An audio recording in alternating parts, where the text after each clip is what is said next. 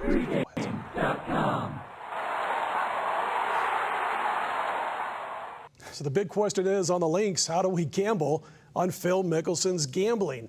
Hey everybody, pregame.tv. I'm Scott Spreitzer. He's Steve Fezzik.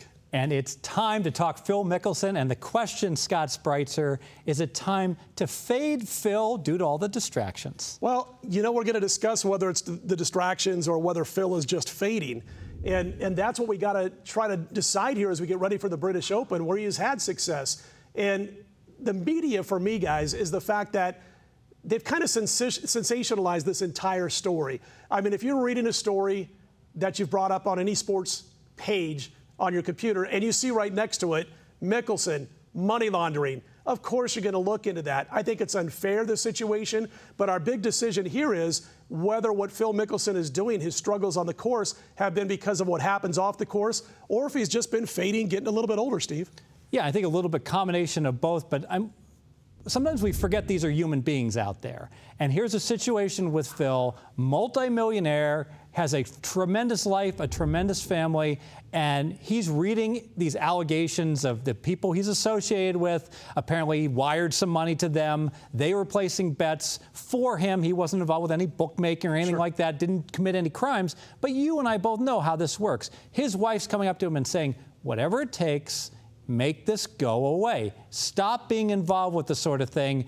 And he's meeting with his lawyers, making sure everything's fine, not working at the practice range. Well, and that's the thing. We got to figure it out if it's that, because it would bother the heck out of me to have this constantly over my head. He's one of the most beloved professional athletes that we've seen in the last 25 years in North America.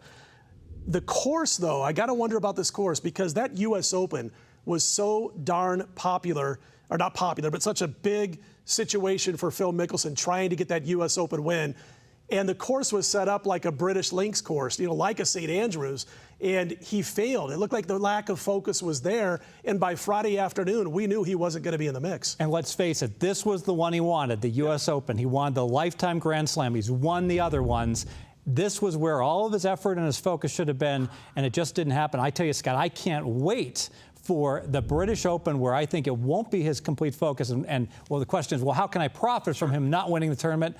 I think we go individual matchups, right? Yep, I'm going to look for some individual matchups, and my big reason is you do this. You either play against Phil Mickelson or you stay away from his matchups and from him himself. And by the way, don't forget our golf go-to guy, Brady Cannon, is going to be here leading up that final week, leading up to the British Open, to cut some videos and tell you his thoughts, give you his predictions on Lefty and the entire British Open.